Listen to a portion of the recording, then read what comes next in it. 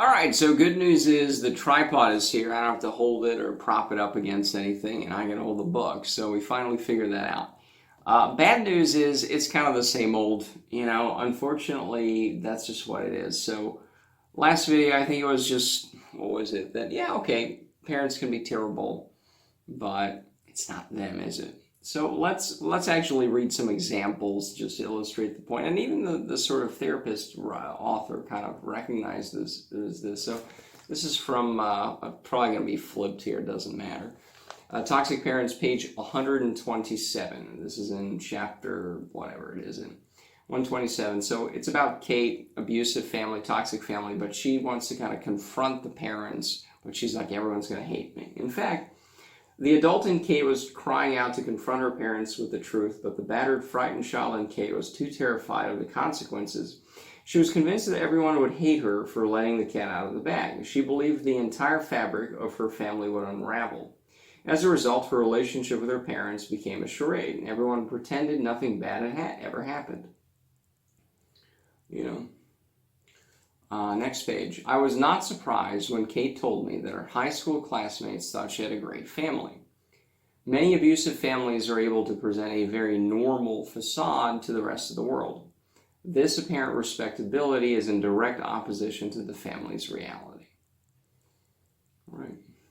There's another example of Joe, and Joe says, "It's such a goddamn farce whenever I get together with my family. Nothing's changed. My father still drinks, and I'm sure he's still hitting my mother. But from the way we all act and talk, you'd think we were Leave It to Beaver. Am I the only one who remembers what it was like? Am I the only one who knows the truth? It doesn't really matter because I never say anything anyway. I'm just as phony as the rest of them. I guess I can't let go of the hope that maybe someday things will be different. Maybe if we pretend hard enough, we will be a normal family." So that's interesting here, because I said it's not just the father or the mother or the parent that's terrible. The siblings are kind of pretending too. And then, even more interesting, I'm not going into too many examples, doesn't matter. The point is, Kate, whoever she is, doesn't matter, shitty parents, but the therapist is saying that I'm not surprised that when Kate told me that her high school classmates thought she had a great family. Many abusive families are able to present a very normal facade. Right, but part of being not shitty would be other people who see that facade, right?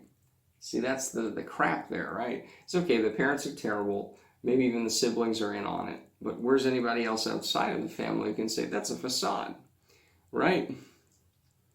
That's what I'm getting at here, is Kate, if it was just her shitty family, if it was just, oh, there's a couple families that are toxic, then Kate would be able to have gone to those people at that time, right?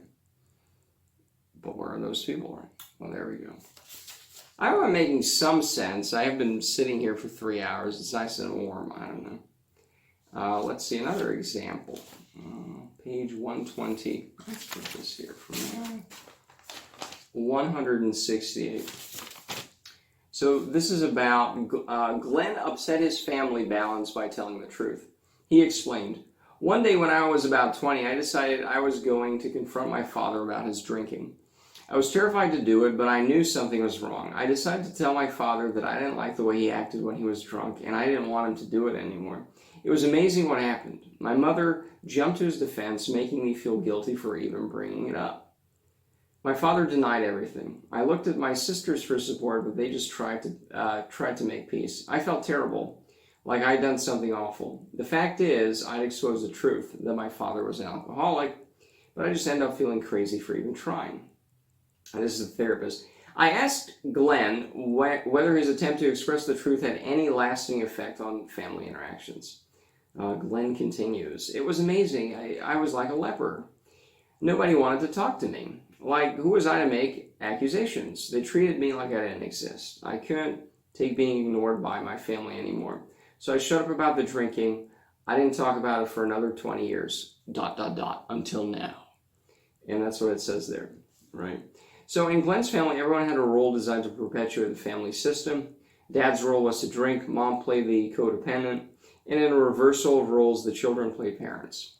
Blah, blah, blah. So the point is, okay, so shitty parents, siblings, But again, where's anybody else? I mean, I guess the therapist points this out 20 years later, but if everybody was just so healthy, it wouldn't take a therapist to point out, or some professional, or just any random person, hey, this isn't okay, right? Those, even just the cognitive idea that you have these different roles in a family, and everybody just plays along and is nice and is just enabling somebody with the toxic attitudes, even if they themselves are not explicitly or actively abusive or toxic. Well, okay, so where are the people who get that, right? Because it's not just an emotional thing of, fuck, these people fucked me over. It's not even just that sort of feeling of it. It's just the cognitive way of approaching it and saying, no, it's like examining animals and saying, this animal in the ecosystem is a predator, or this is a prey, right? It doesn't have to be emotionally laden, but just the sort of descriptive ability to say, this is what's actually happening here. Well, where do you go for that? So that's my problem with it is, okay, so you have the abuser here, okay, and then they're shitty, but nobody else seems to get that, right? That's the issue. Is just like all these people, there seems to be an absence of people going to people. Because again, if Glenn says, well, I actually confronted these people 20 years ago and said, hey, there's something wrong here, what the fuck? And everybody treated me like a leper. Nobody wanted to talk about it within the family. But implicitly, nobody else around this person said, yeah, they're garbage, just don't be around them. There's better people over here. Until 20 years, and then you get to talk to some random one person. And it's like, okay, that's great, but where's everyone else? There we go. So that's basically it. I don't know.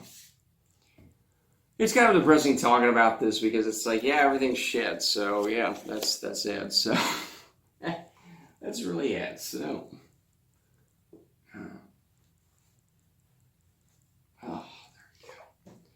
So I think that's it. There's what, maybe 3 hours left in this book. Yeah, there's stuff in here, but that's the main thing is, okay, Susan, thank you. It is good to note these things, but the big thing that I don't think Susan ever really addressed is, okay, so, right, so if the thing is you're in a family where you proactively, like Glenn here confront the alcoholic father, all right, and say, this is a problem, and then everybody covers for him. And then 20 years go by, only then you can talk to some random person you hired.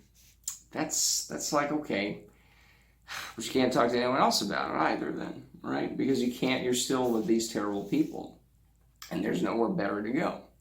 Well, that sucks, right? So yeah, that's kind of it.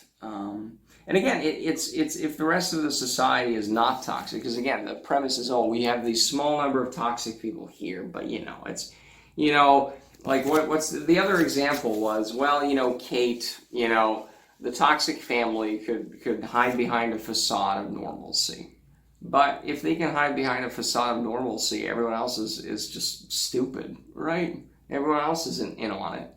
And Kate doesn't feel safe enough to talk to anyone and say, okay, so like they look kind of normal, but I don't know what Kate's issue was. Maybe the father was alcoholic there too, but whatever. Let's say alcohol is, I forget Kate's specific issue, but let's say the father is alcoholic.